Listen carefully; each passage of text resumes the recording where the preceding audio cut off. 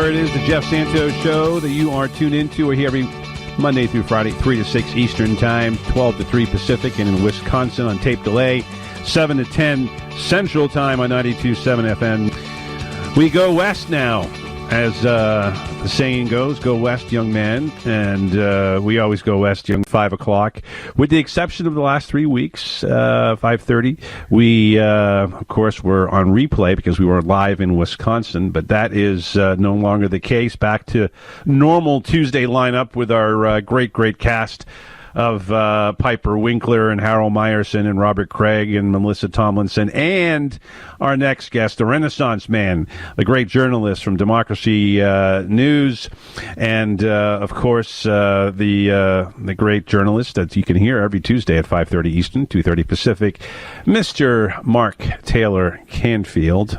Hello, Mark. How are you, sir? Good to have you back at normal time. Happy days are here again. The skies above are clear again. So let's sing a song of cheer again. Happy days are here again. Hey, that's right. That's right.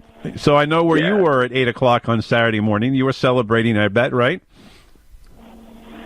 Well, I don't remember. No, I was editing. You were probably sleeping if you were playing on Friday night. Yeah. Well, that's what time it was. West Coast time, 11 o'clock Eastern is when it finally happened. No, I mean, it should have happened Friday afternoon, but, that's the network. No, there was a huge party in the streets in Seattle. It just erupted spontaneously. Everybody was popping bottles of champagne and drinking in the streets and partying and dancing, and then pretty soon even the mayor came by in an open car. It was like a Super Bowl celebration, or more important than that, of course, more sort of even more, in some ways, more festive than what happened when Obama was elected, although people did march in the streets that day. I remember when Obama was elected, I was at a friend's place. We were having a dinner party. We see these people marching down the street. They say, "Come with us." And that was it. And then people partied all night. But I got a chance to hang out with some good friends, so, people that are significant in my life. So that meant a lot to me that we could share that sort of historic moment. And one of them just got, this is a shout out to Juliana, she just got her citizenship only a couple of weeks ago. So this was a very important election for her. First time as a U.S. citizen that she could vote. Where did she grow up? Sao Paulo, Brazil. Brazil. Sao Paulo, okay. Brazil. Very good. So she's seen, sort of turn to the right in her country, which really concerns her too, and she's hoping that this will kind of be an indication for people back home where she came from that, the one thing I can say is that it unified all of us in Seattle for a moment there, Jeff. We were united, and it had to do with just the fact that we could all agree, despite all the protests against police brutality and racism that's been going on the battles with the mayor and the socialist city council member and all that. It was a moment where I think we could all join together and agree on one thing, which was that Donald Trump was bad for the country. And so that brought us all together in a way that I haven't seen before in a long time, Jeff. So it was a moment of unity, and I like to see that. It's a good time. All of the headlines around the country and here in Seattle, on the front cover of the Sunday Seattle Times, "Time to Heal." So that's kind of the tone of the neighborhood, of the community right now, and of the country, I'm hoping. So, and kudos to you for staying on the air so long on Election Night. I can't believe you and Ron Kite are like superheroes. Oh my God! You can do that. That was hours insane. And you still sounded fresh. You still sounded fresh at midnight, though. It was crazy. Well, I appreciate you saying that, man. I mean, we were on our last legs. I tell you, that was we did 7 hours, 2 in the afternoon and 5 at night. It was just out of control, man. But it was worthwhile, and we wish we could have brought in a Biden presidency that night. But that's what happens when you allow Republicans in the legislature to not be able to count the votes until after Election Day, or till Election Day itself. And of course, that's what caused the delay, and we didn't know until 4 days later. Let me ask you, because again, Seattle has been such a progressive leader in so many ways. Of course, the minimum wage, the marijuana law, all of the things that have really, been really attached to the progressive movement have started in Seattle. And I know that you mentioned, the importance in pre-text that we had about AOC. And I have to tell you, I think that she's not only a rising star, but a great mouthpiece for the Democratic Party. Young, attractive, yes, but basically very articulate in what the needs of the party are. And, America always is looking for change. I mean, unless you have, some just tremendous days when, things are just perfect. We want change. And even though Biden is changed from Trump, yes, he's not really that much change from the status quo of, say, the Obama years or even before that. So I think it's going to be really important, and I think that the Biden administration is going to have to really, give AOC and Bernie and Warren a chance here to vocalize their views. If they're not, it's going to be chaos for him, because if you shut out the progressive community, you don't march in that direction, you're going to end up being a one-term president and a failure, and potentially lead, along with Pelosi and the Democrats, to the end of the Democratic Party as we know it. So lots at stake here, and I don't know if you're going to be sending your music down to Atlanta, but that's going to be a big place come January 5th, I should say, with the 2 Senate seats, which are, potentially going to give the Democrats the Senate control or keep it in Mitch McConnell's bloody hands.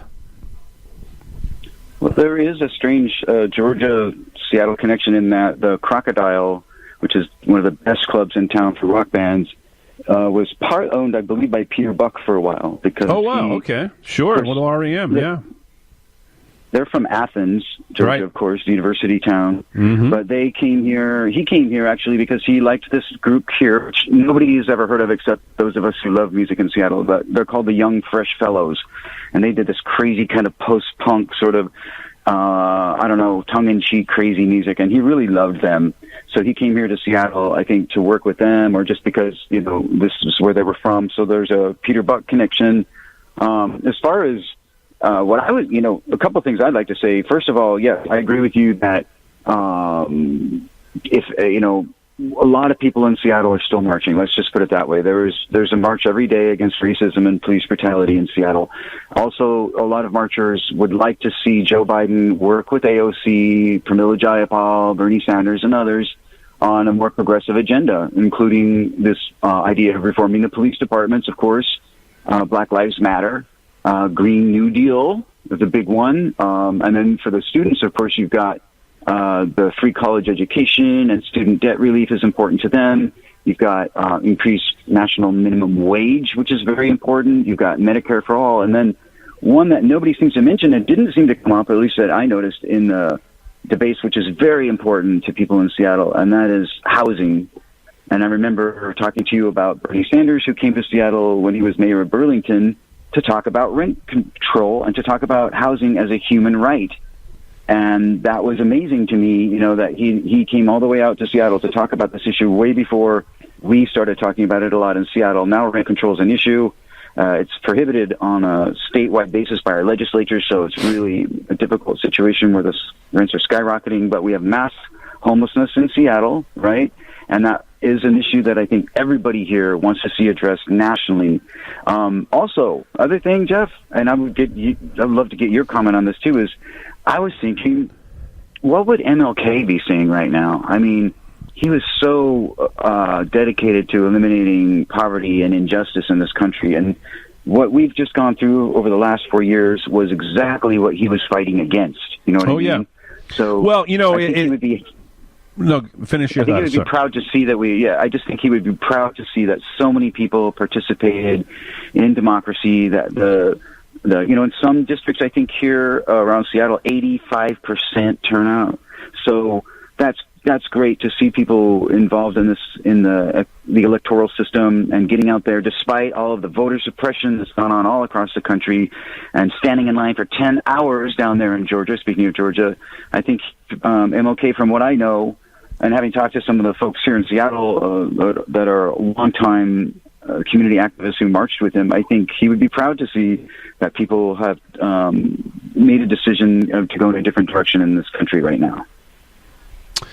Well, I tell you, a couple of things. We were talking with Robert Craig earlier, of course, who went to the University of Georgia, where REM was starting their career in the 1980s, and that's when Robert was in college there. So here's your little connection for you.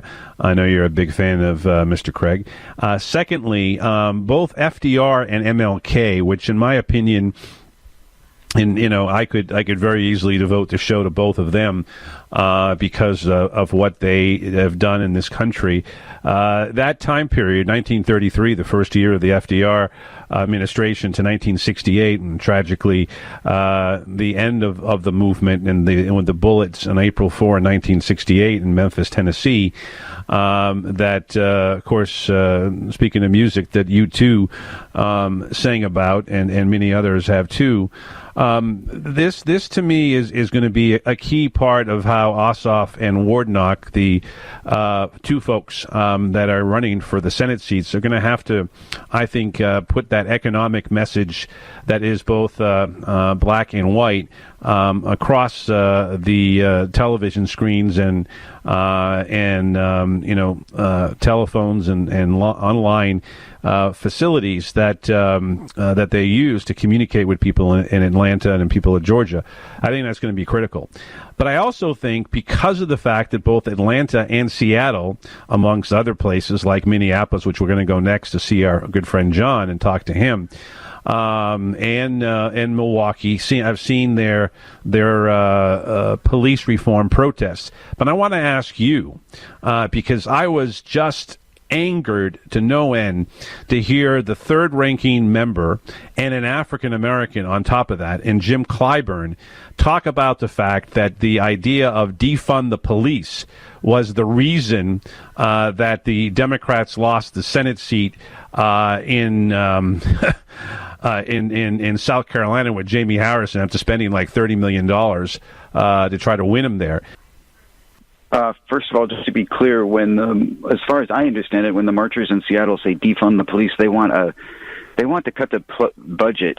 They don't want to eliminate the budget. It's a defunding does not mean abolish. I mean, some people do want to abolish police departments, and it would be great if we could live in a society where we wouldn't need, armed people. I think showing up all the time. I think, there are a lot of situations in Seattle where you don't really need armed police officers to intervene. People need to learn as a community to work amongst themselves, to take care of their own problems. Because I think there's somebody else who said, I know MLK had some great quotes, but there was one I just heard the other day about, it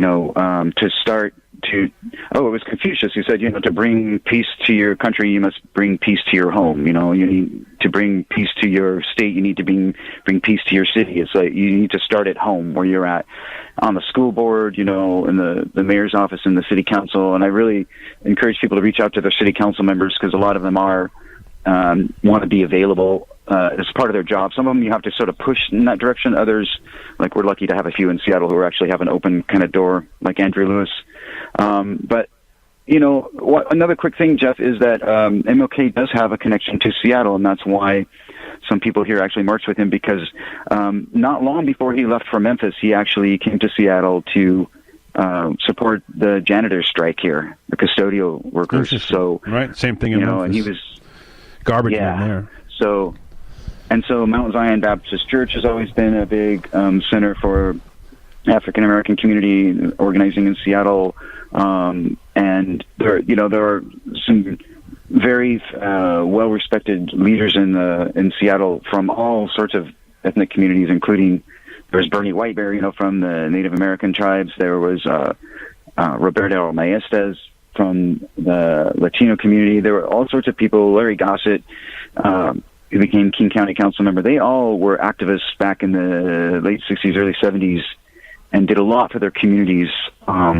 Were able to secure city buildings for community centers and to provide public services and all sorts of great things, So there's a tradition of working together in that way. I'd like to see that more again. I'd like to see the community come together on some of these issues and just agree on what we can agree on and march together on what we can march together on and create some kind of a unity. And at least in this part of the country, the marches are not going to stop. There are a lot of very, very dedicated people. I was actually out on the street covering a Black Lives Matter march on the day of the celebrations here, early in the day. That's what I was doing. I was working while everybody else was popping corks.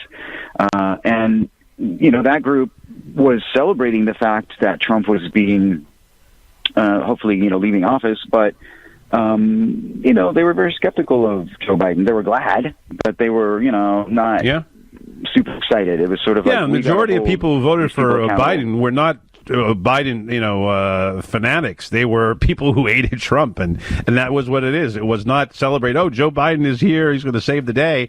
It's, thank God the monster is gone. Good riddance, goodbye, na, hey, goodbye, right? And not a Bernie Sanders kind of enthusiasm, but people here are very enthusiastic about Bernie Sanders. That with Joe Biden is sort of, it's just a sigh of relief, Yeah. He was the compromise candidate for a lot of progressives, sure. But even amongst some more radical groups, for one day we could all sort of agree. Yeah. As you say, happy days are here again, at least for the moment. I want to go to Minneapolis because, again, they've shared a lot with you as well. And, of course, the whole Floyd movement and a lot of these protests that started right there. And this whole issue of, using the term defund police as Clyburn did, might have started there, but it was no way. And I know that Keith Ellison, the Attorney General, we heard last night on our Revolution phone call, doesn't want to defund the police. He wants to fix the situation and do it. Let's find out and talk to our good friend John. What is the latest, John, on what Ellison and the city council there is trying to do with reform of the police? I know there's a ballot initiative going on as well.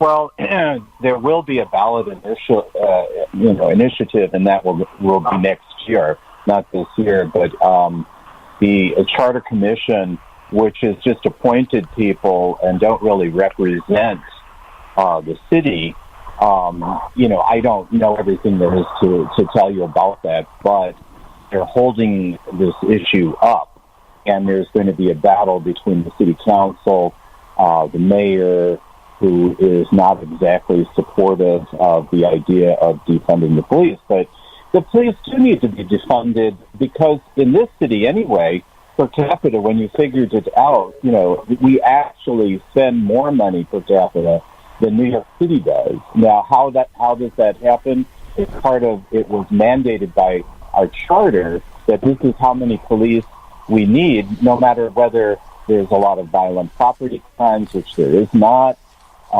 We need to do throughout this whole country because this issue is true in every city. We have a police department that, follows the vein, in policing in modern cities, the history of it, to make it very short.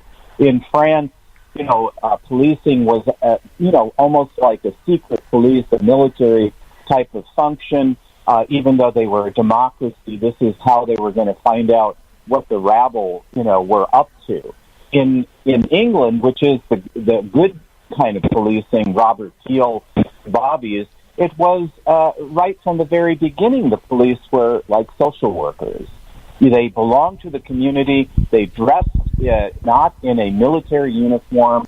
And so, in our history as modern Western, countries, that kind of policing is really not, maybe it's part of Scandinavia, it's part of, the UK, but it's not part of our system. Our system came from the slave, patrols, and it's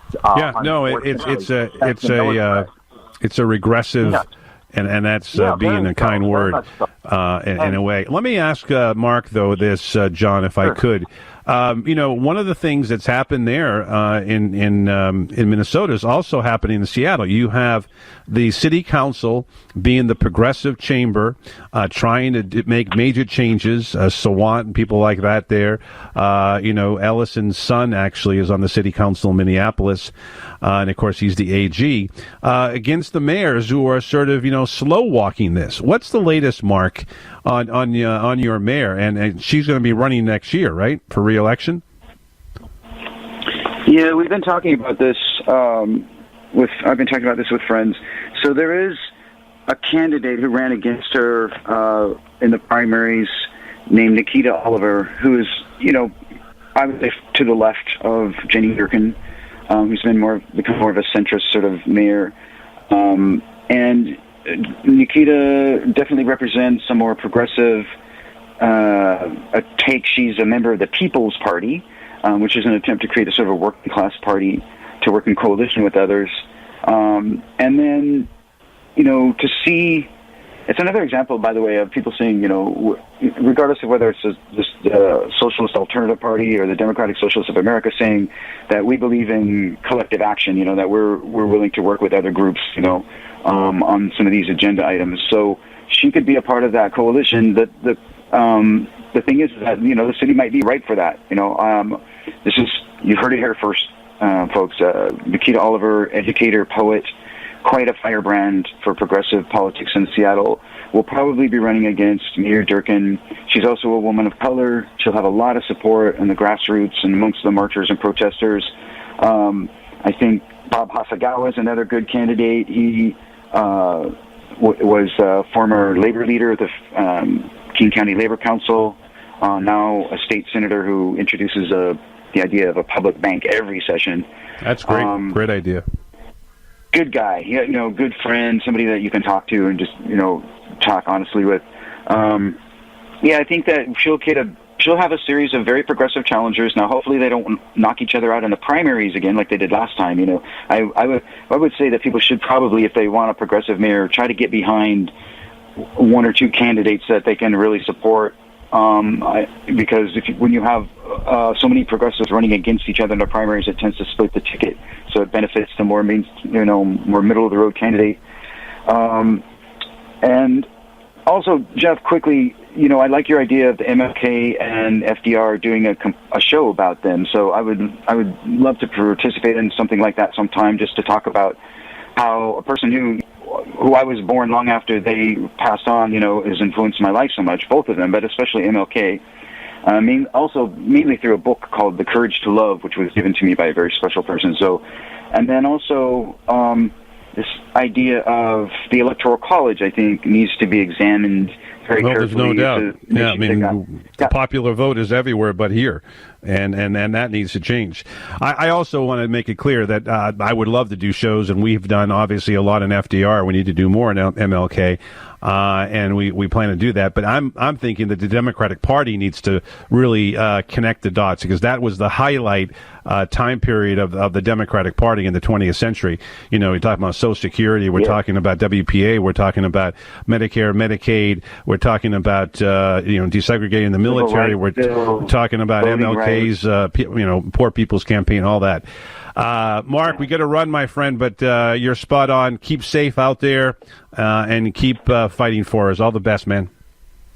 It's all been safe here and peaceful, folks. Even people who boarded up their windows, I guess, were disappointed that there wasn't some kind of unrest. But check out my stuff at YouTube, and maybe sometime I can call in on Skype and do some live music for you guys with some decent audio feed. So we'll like to do that sometime. Thanks, online. Thank you, Mark. I want to thank Ron Carter for producing this broadcast. Thank you for listening, folks. Back tomorrow. My name is Jeff Santos, and I